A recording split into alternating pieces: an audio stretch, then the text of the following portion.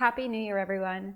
2021 may go down as one of the worst years in recent history because of the ongoing pandemic, but it's a new year and one I hope will be much better for us all. Today, I wanted to share some of the wins we had in nature and environmental causes last year, because it isn't all just doom and gloom. Hi, I'm Alice Ford, conservationist, explorer, and lover of this planet. I come to you as a fellow Earthling wanting to do better for this planet by sharing things that the news doesn't always tell us about our health and the health of our planet.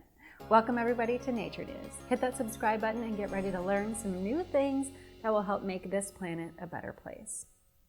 Our first climate win comes from the state of New York, where a grad student at the Parsons School of Design designed a vessel called Aquastore. This aims to help fight desertification.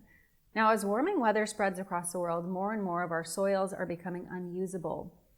Now, this little dirt-like donut actually is full of organic and inorganic materials.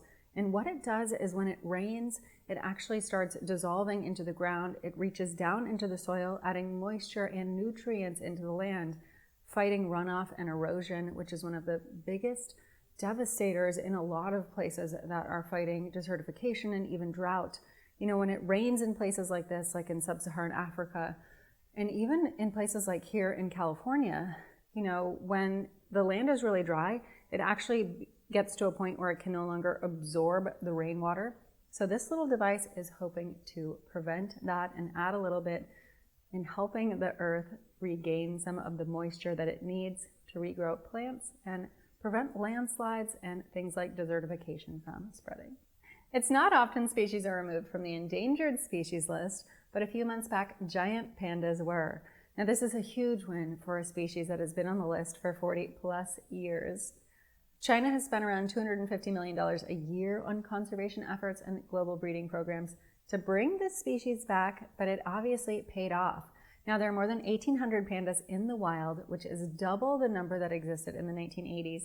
And if you guys know me, you know that I love pandas. So this is great for the global recovery for all endangered species. If you live in Canada or the United States, you may remember the drama and protests surrounding the Keystone XL pipeline, which was to stretch from Alberta, Canada, all the way to Texas, straight through Native American lands and much sensitive habitat. Now, this pipeline was officially canceled last year after President Biden blocked a key permit in its construction. The company finally decided to put an end to even the planning of building this pipeline.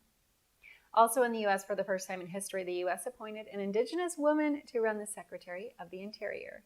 Secretary Deborah Haaland is now running the country's public lands, endangered species program, natural resources, and even working in conjunction with the departments that oversee Indigenous governments. It's nice to finally see someone in this position that wants to protect lands and wildlife rather than develop them. And she's already made great headway in restoring lands and rights to many people and places. Now, one of these places is Bears Ears National Monument, which during the Trump era lost a substantial tract of land to resource development. Last year, it had its federal protections reinstated, along with neighboring Grand Staircase-Escalante National Monument in Utah. And that national monument is a big habitat for bees.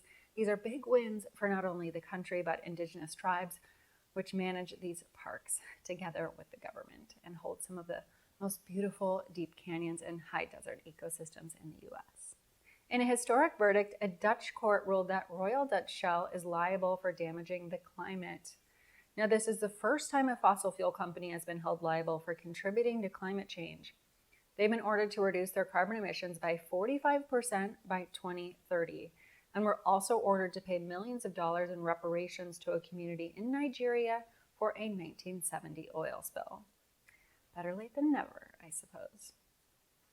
Over in Peru, the Peruvian tribes have finally secured some land.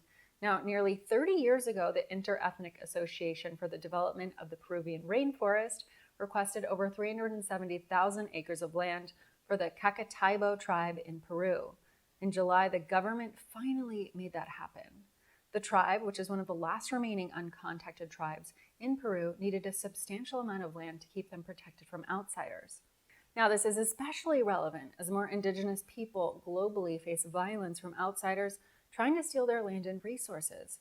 Not only is the forest at risk in these places, but so are the lives of the people who live there. So this is a big win for Indigenous cultures.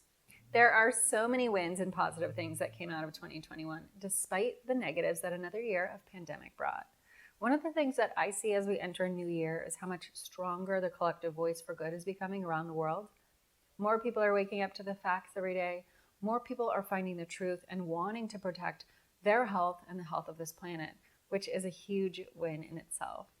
I see more and more companies and innovations on a weekly basis, changing their business models, creating new sustainable products, and being forces for good instead of forces of profit building.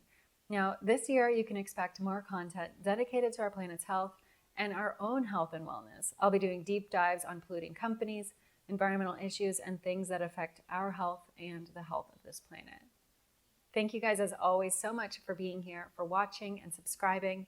Please put a comment down below as it helps this channel grow. And don't forget to give this video a thumbs up as well so we can grow the channel and our global knowledge together.